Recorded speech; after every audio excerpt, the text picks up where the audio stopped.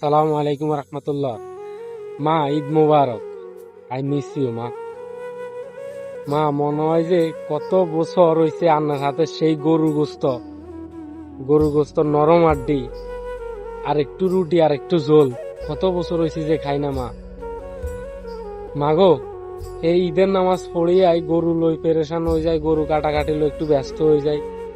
এই অবস্থায় আপনি দৌড়িয়াই গরু গোস্ত রান্ধার পরে আপনি কন যে বাবা একটু খাইতে এস না, তোল্লাই বই রয়েছে একসাথে খাওয়ার কামো। তোল্লাই যে ওই নরম গোস্ত, নরম রুটি আর নরম যে হাড্ডিটা রাখছি, তুই না খুব পছন্দ করস নরম হাড্ডিটা, তোল্লাই রাখছি কারো করে দিন একসাথে খামুয়া। মাগো, মনে হয় যে কত বছর এই কথা শুনি না, আর কত বছর আনে রাতে সেই গরু গোস্তের ঝোল আর রুটি খাই না গো মা। মা, এ প্রবাসে কইবার মতো কেউ নাই গো মা, বই থাকবার মতো কেউ নাই। আন্নের ভালোবাসা, আন্নের শাসন খুব মিস করি গো মা, সবসময় মিস করি মা। জানি না আর কত ঈদ এরকম আন্নারা ছাড়া কাটাইতে হইব, আন্নার সাথে খানা না খাই কাটাইতে হইব গো মা।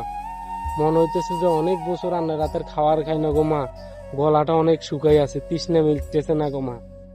মনে হইতেছে যে কলিজাটা ঠান্ডা হইতেছে না গো মা। আন্নার রাতের আন্নার কপালে সে চুমু খাই না গো মা, কতদিন হয়েছে। কিন্তু মা, আমরা অনেক ভালোবাসি গো মা, কখনো জড়াই ধরি কইতে পারি না যে মা অনেক ভালোবাসি।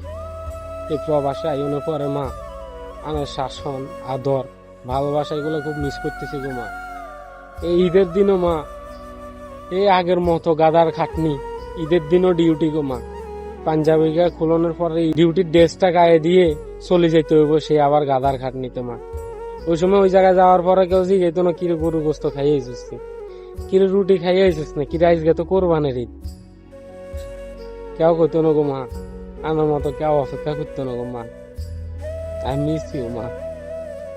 মা গো, এত কষ্টের ভিতরে যে ভালো আছি, এটাই আল্লাহর দরবারে শুকরিয়া মা। আন্নে বাঁচি আছেন দেখে তো আমি বাঁচি আছি। আপনার হাসিতে আর হাজারো কষ্ট দুলিশ্বাত হয়ে যাক, এটাই আমি চাই গো মা। মিস ইউ মা, আই মিস ইউ।